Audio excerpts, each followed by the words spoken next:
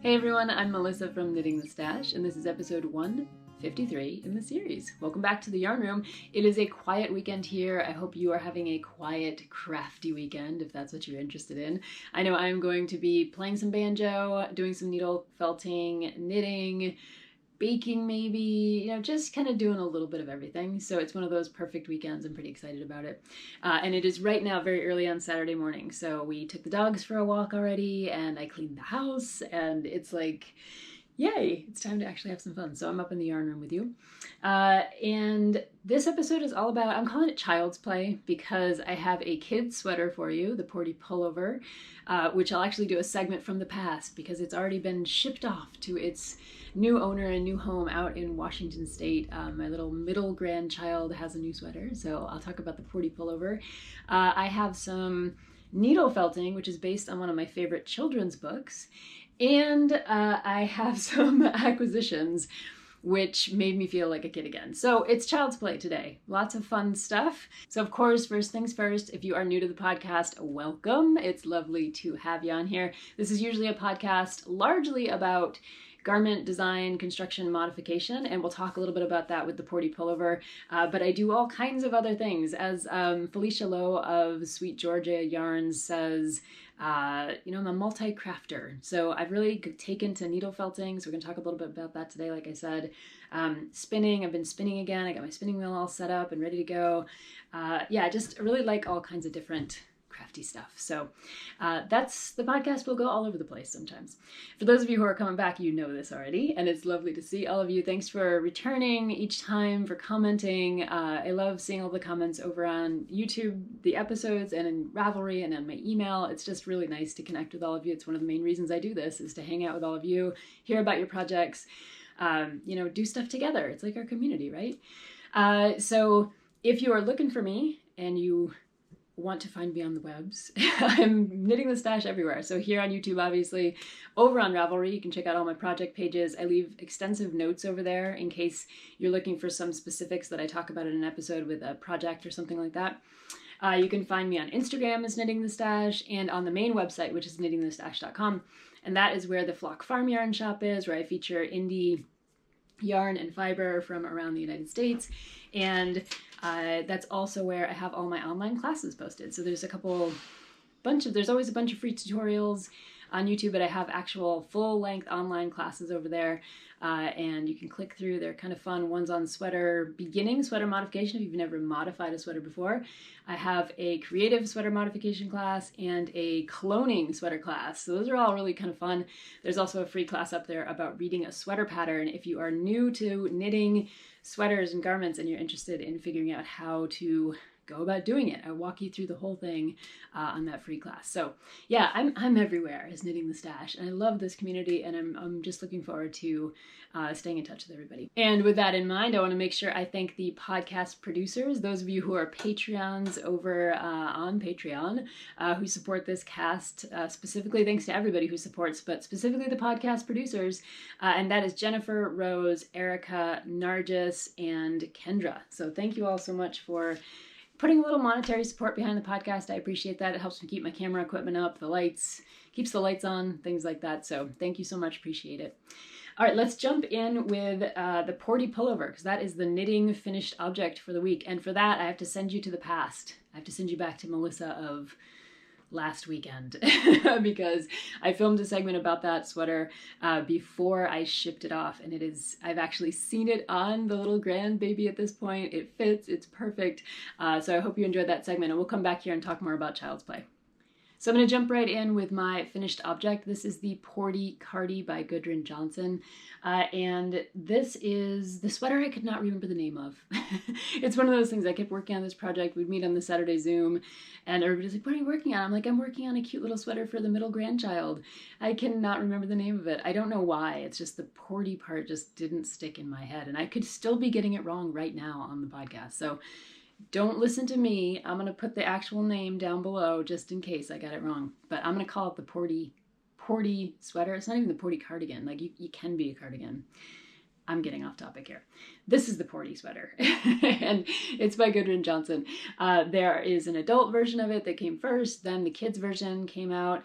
And I really cannot remember for the life of me either. There's something about this sweater. It's just like, it's gone into a black hole in my mind. I can't remember if you can download, the pattern that you download has all the adult sizes and the kid sizes, or if it's just the kid sizes. But anyway, Porty Cardi. And it is called the Porty Cardi, I think, because you can do the pullover version or the cardigan version. Cardigan versions are absolutely adorable, but I just went for the pullover because that was what was requested. And I actually didn't like, when I was searching around in Ravelry, I didn't really love the original color palette that I saw this sweater in. So I was looking around at project pages like one does, and I came upon I think it's the Dragon Knitter. And the Dragon Knitter, I feel like I've been following the Dragon Knitter around at this point. She's done a bunch of sweaters that I wanted to do, and her color palettes are just absolutely gorgeous. So thank you for that, Dragon Knitter. And I'm really enjoying following in your footsteps on this one. So she chose colors that were very similar to this. I used a different yarn, so they're not exactly the same colors, but I went for the same kind of palette of a, kind of a, I don't know what you'd call this. It's like a light fawny kind of brown, and it's tweedy. So it has little neps and bits and bobs in here of both the same color yarn and then a dark, like a black and a kind of white or oatmeal. And it is a Knit Picks yarn as the background color. A bunch of these colors are also Knit Picks yarn. And this is the, I want to say it's the Stroll yarn. It's a superwash yarn. As you know from watching this podcast for years, I am not against superwash yarn. I think there's a place for it, especially when you're sending sweaters for grandkids and, their mom needs to wash them and things like that. So I cover superwash yarn sweaters and regular wool sweaters on this cast. I am one of those people that believes there's a place for a lot of different things. So superwash yarn for grandkids, excellent. So Knit Picks Stroll in, I think, let's see, 1, 2, 3, 4 colors of the Knit Picks Stroll, and then this lighter green color. They didn't have something similar to that from the Dragon Knitter's color palette. So in the Knit Picks Stroll, so I picked up I think it's a Webb's Valley yarn. It was exactly the same. It was a superwash fingering weight yarn. It came in a fairly small, I think it was like a 50-gram skein. So I knew I didn't need too much of it. So that's where this really light pop of green comes from. So that's where I got my yarn, and I have some left over. So there might be another sweater coming. I could imagine doing the same sweater. I had actually a lot left over. I think the pattern may have misjudged how much yarn you actually need for this. Is the 3 to 4 size.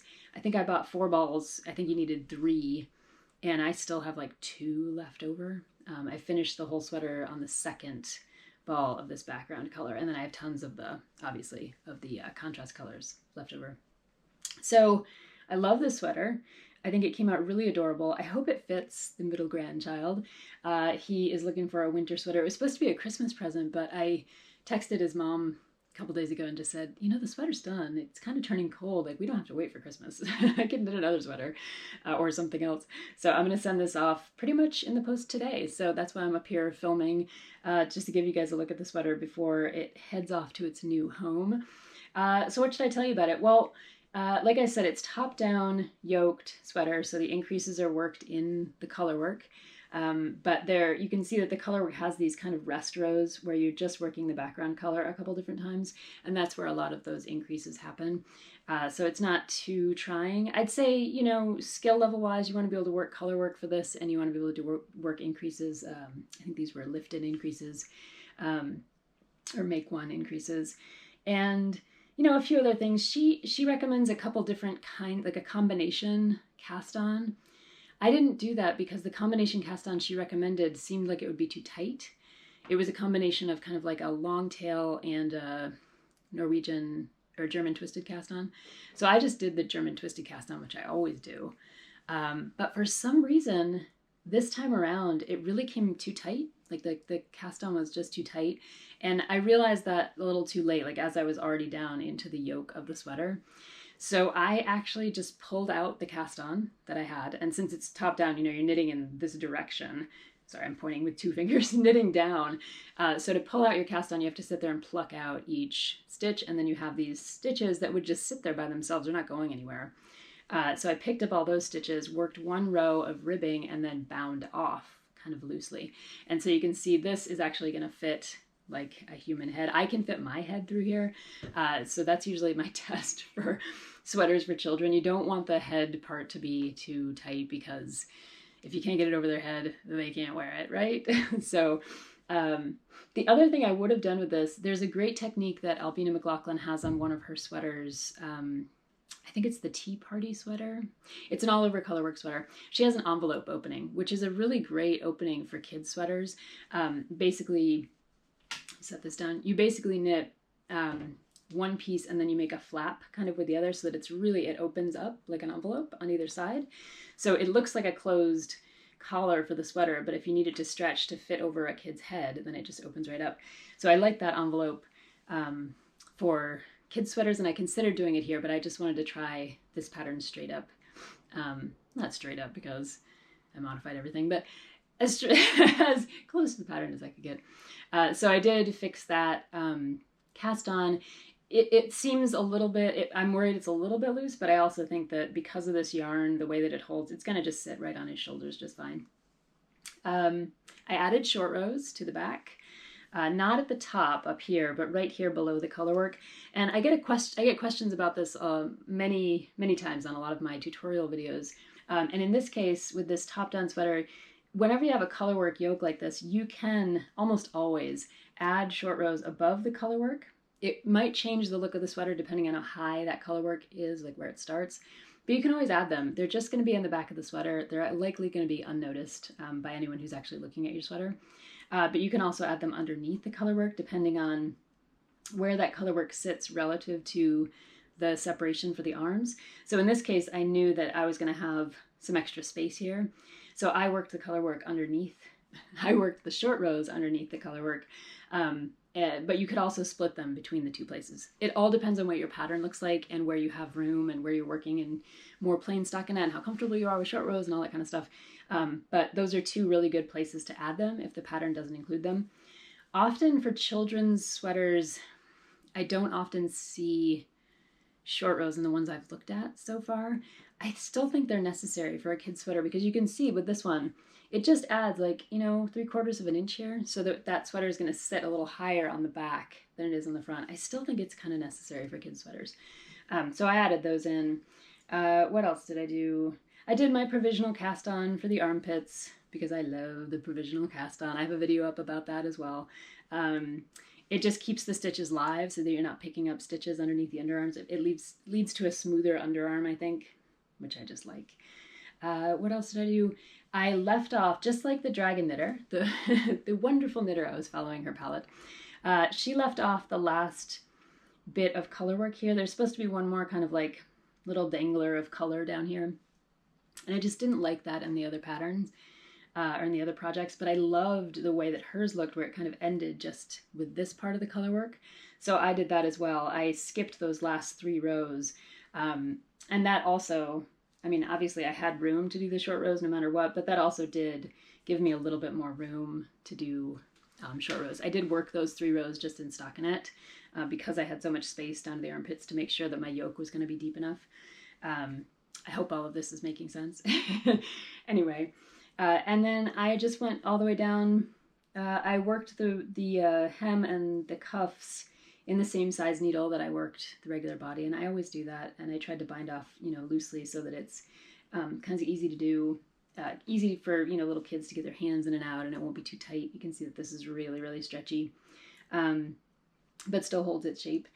The thing I wish I had done, I'm thinking now about this sweater, is I wish I had done a purl row and turned the hem on the cuffs and the actual hem of the sweater, because then if I had done that, turned the hem, continued to do ribbing and then tucked it up, inside, for the cuffs and for the bottom of the sweater, then as the kid grows, you could go in and take those whip stitches out and, extend the cuff, and then you'd have like a sweater that the kid could grow into a little bit better. So there are a bunch of tricks like that with sweaters. You knit them longer, you build extra fabric in, you build in places where you can unfold it and make it longer and things like that. So it's one thing I thought about, and I thought about it too late, but it's maybe for the next sweater. So this is the size 3/4. I think it'll fit. I hope it's long enough. I did once again go with the pattern for like a 3/4 size. The last time I did, I think a bigger sweater, a 6 to 8 size. But I did go back to my charts for children's sweaters just to check on lengths and things. So I would check in the pattern to see how long the designer expected, the length to be from the underarm down to the bottom of the sweater, and then check that against my child charts, sizing charts, because that way I could make sure that, if we're going for a 3/4 size, that we have some agreement about how long this bit of the sweater should be or how long it should be from underarm to cuff. That way you just have, you can double check, because if you're knitting a sweater for someone and you don't have the actual person here, so you don't have their actual body to measure, you're going on standard sizing, and it's great. If you can cross-check your standard sizing, then you're a little bit more sure that what you've done is maybe going to fit them. It's like checks and balances, a little bit of checks and balances. Other thing I would say about this sweater is really lightweight. So that fingering weight stroll yarn is really nice. I think it's a nice weight for kids. It's not going to feel like a big bulky sweater on him, but because of the color work, it's going to be thick on the top, kind of warmer. And it's wool. It's superwash wool, but it's still wool. And so sometimes a lightweight sweater is much more wearable and usable for kids than, something that's a little bulky or that's scratchy. This yarn is super, super, super soft. So I can't imagine it would be, irritating in any kind of way. So that's kind of nice. And the last thing I'll say is I love the tweedy effect. I like yarns with depth, if they're heathered colors, if they have some tweed in them, if they have something else going on. But note to self, when the tweedy background yarn has little bits and flecks of black and this brown and white in it, it can make the color work look like there are mistakes, which is a pretty interesting thing. So like, for example, right up here, there's a little fleck of nep, right, for the tweed that is a black nep, and I can pull it right off. Like if I'm careful, I can just pull it right out. There we go. But if I had left it in, it might look a little bit like there was a mistake in the color work and there was something going on that was weird there. So note to self, tweedy yarns are awesome, but when the tweedy, neppy things are in the same colors sometimes as the color work, they can make it look like there are mistakes. So yeah. Things you learn. So I haven't washed this one in the washing machine yet. I have only hand washed it. But I'll leave that to Erin to wash in the wash machine and see how it goes. I like to deliver sweaters that look, not washed and, I don't know what's going to happen to it. So at least when she and the middle grandchild see this the first time, they're going to be like, oh, it's so cute. It's pretty. It's brand new. It looks, nice and everything. As it gets washed and worn, who knows what'll happen, but it's a kid sweater. I hope it lasts a long time. It keeps many children warm, as it gets handed down. So I really love the final finished object here. I'm looking forward to getting it out in the post and sending it on to its new home. And if you're interested in knitting up the Porty Porty Pullover, whatever it's called, I would totally encourage you to do it. It's a cute sweater. The color work is easy to do, and the finished result is really nice. I think that the adult version is likely to be just as cool and fun to wear. Yeah, so that's my Porty Pullover. Porty. Gudrun Johnson. Well, I hope you enjoyed that segment on the Porty Pullover. It was a really fun sweater to knit, and I'm looking forward to my next one, which is actually a design. I'm designing a sweater for Spencer. So there's going to be a gray, he wants plain gray stockinette sweater, so that's the next sweater on my needles. I'm also knitting a sweater for my son Phineas, so that is going to be on the needles as well. I'm trying to gather measurements from everybody and yarn selection and color and designs, and anyway, it's going to take a little bit of time to get those sweaters going. In the meantime, I'm working on a shawl by Isabel Kramer. It's just a bunch of stash that I pulled out. I think it's called something like it's like a slip stitch shawl. I can't remember the actual name of it, but I've been really enjoying knitting on that. Okay, so child's play. The rest of the stuff I've been doing has been some pretty fun things that relate to my childhood. So I've been working on a needle felting picture based on an image from the Rainbow Goblins. And I don't know about the rest of you, but I loved this book growing up. It's a little spooky, a little creepy, a little bit weird. If you don't know it, it's about these goblins who pretty much want to suck all the color out of the world. It seems evil now, you know, compared to some of the children's books that are out there today, where it's a little Edward Gorey or something. But they try to steal all the rainbow colors, and then in the end they drown. Sorry, spoiler alert, they do drown in their own color greed. But there are a couple images in here. I mean, this book is one of those beautiful, you know, children's books, and I ordered a new copy of it because my copy ended up getting kind of, you know, how childhood things get kind of moldery and they're in basements and they don't always get taken care of. So I ordered a new copy. You can see the artwork is just, I'm hoping it comes out on the camera without the lights flashing on it too much. Just really beautiful. This is the sad scene of the Rainbow Goblins drowning. But the one that I'm working on is actually related to this picture. So I pulled a portion of this off the web, and it's just this side of the painting. It's not that side of the painting. And on the web, it's interesting, of course, you know, colors on monitors, it's always so different. So when I opened this up this morning to remind myself of the original, the colors are definitely different from what I'm seeing on my screen. So the needle felting I've been working on has been mostly based on what I've seen on my screen on my computer. But this is the basics of it. So you have your sky in the background, your clouds, rainbow, some kind of land formations down here, and then tons of birds kind of flying out. So I'm going to take you over to my needle felting table. I'll show you some of what I've been working on. The needle felting for me has been just a really fun craft because I feel like it's a little bit more, not more freeing than knitting, but there's something about it that's really creative and fun, and it teaches me a lot about color. So when I think about, you know, if I take a picture out in one of our fields, or I look at, you know, an image online or something like that, I'm constantly looking at the fiber that I have, the colors that I have. I'm blending them in different kinds of ways to create new colors. I'm looking at outlines and light and just all these things that kind of make my brain light up in new ways. So I've been really enjoying the actual needle felting process, in part because it's like a creative outlet, but in part because I feel like I'm learning a lot about light and art and things that I always wanted to know when I was younger but never quite figured out. So I'm learning that through needle felting.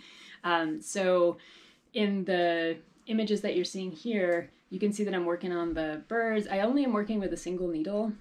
I know there are needle felters who work with all kinds of different needles, and I know more advanced needle felters will have all kinds of different needles with different barbs and things like that, depending on what they're actually doing to the felt.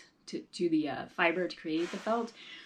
I'm not quite at that stage. I'm either not at that stage, or I'm just more interested in the imagery that I'm creating, or the, you know, just kind of getting fiber on a board or something like that, because I like just using the single needle, and I like the texture that's produced when you don't felt everything down.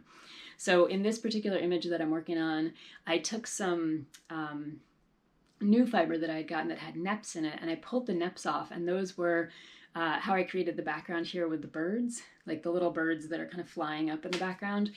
Those are just neps of wool that I've placed on top of the background. So that's the other thing about this felting project that's so much fun, is like the layering effect. So you do your backgrounds, which means a lot of blending of fiber, and then you start laying down the different aspects of what you see in the picture, or what you see in your mind, if you're someone who can do it that way.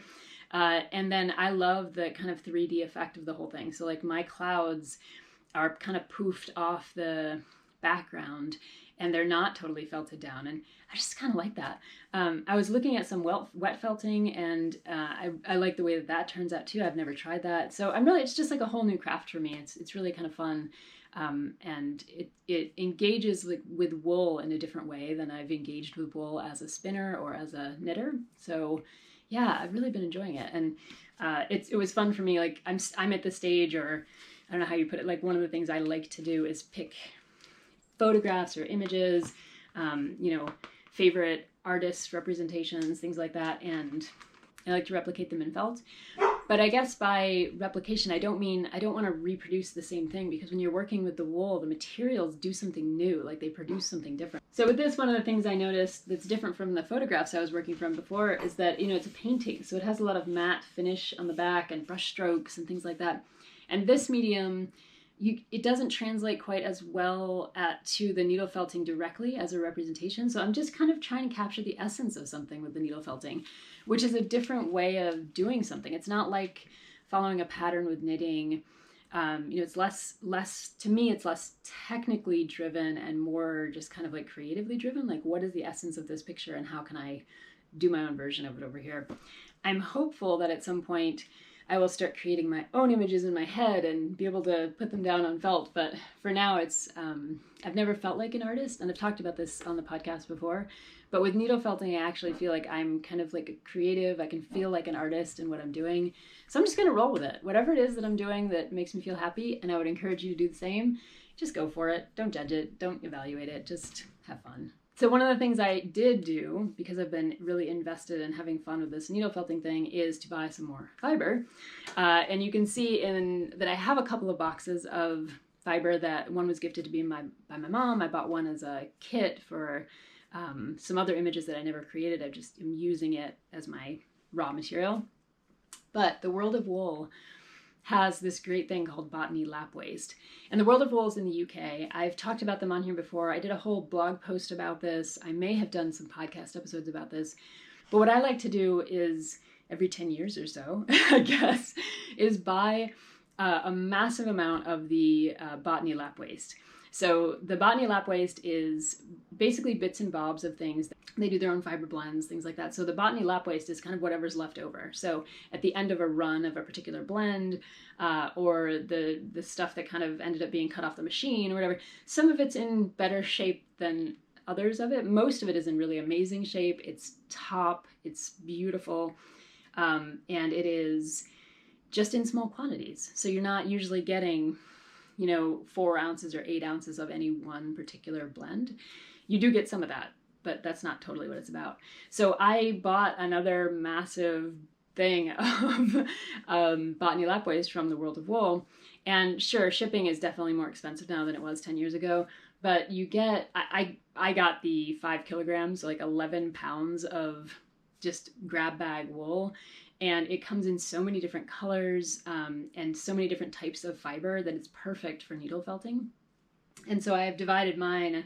I'll bring the camera over and show you. I've divided mine into like a bin of needle felting sized scraps that I feel like I could use for needle felting, and then a bin of more spinnable fiber, where I have a bigger chunk of fiber that seems a little bit more like 4 ounces or 8 ounces would be worth spinning up. And I just really highly recommend this stuff. Like I said, I bought another 5 kilograms of this stuff maybe 10 years ago. I used a bunch of it for spinning. I used some of it for gifting. I sold some quantities of some of it that I didn't want or couldn't use.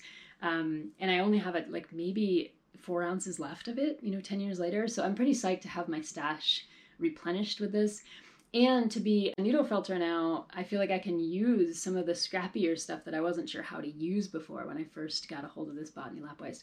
Now I've looked in the US and I have not found another supplier that gives you this much of a grab bag of really cool wool. If anybody knows of another supplier in the US closer to my home, I'd love to hear about it.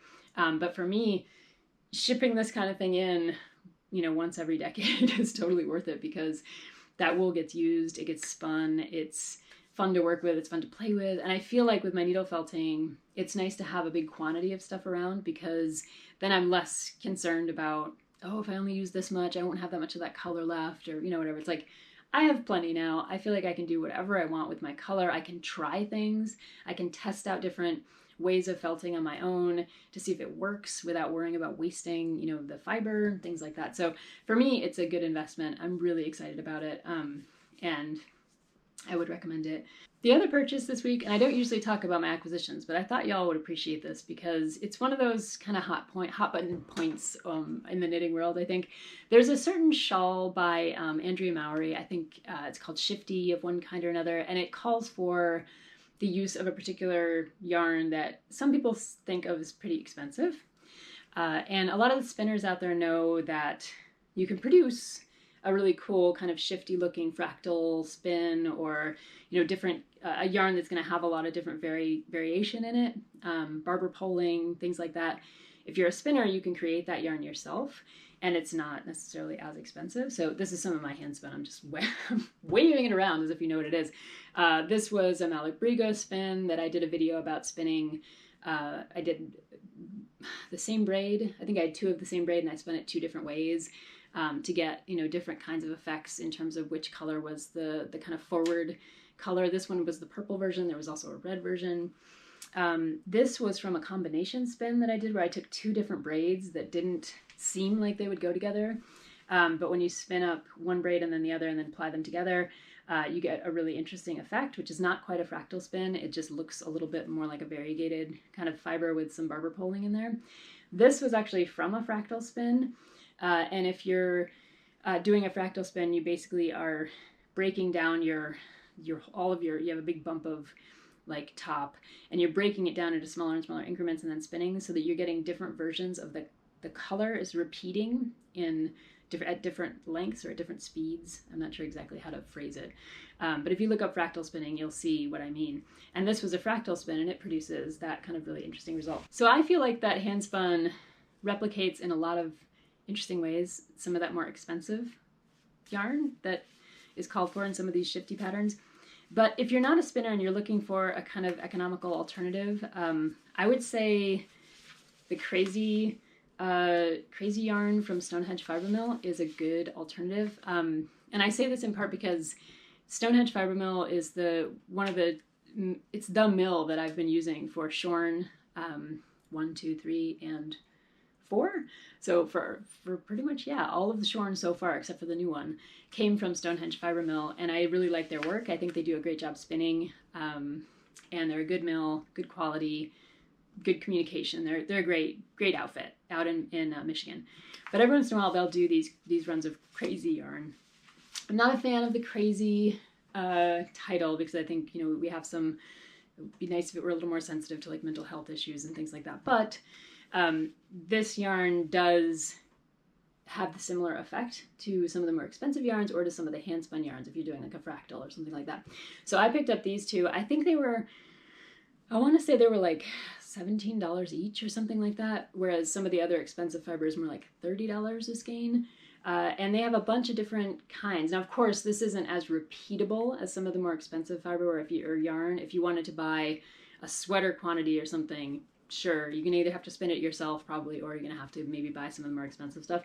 But for something like a shawl or a one-off project or a hat or something like that, if you're not a spinner but you want to get the same effect and you don't want to have to pay an arm and a leg for a skein of yarn, this is kind of a nice option. So I grabbed a couple of skeins that are kind of similar but kind of different, and I'm thinking about maybe doing something with them that's fun, maybe a shawl or something like that with a background color that's maybe more of a muted single tone that you could see maybe or pick out in one of these skeins.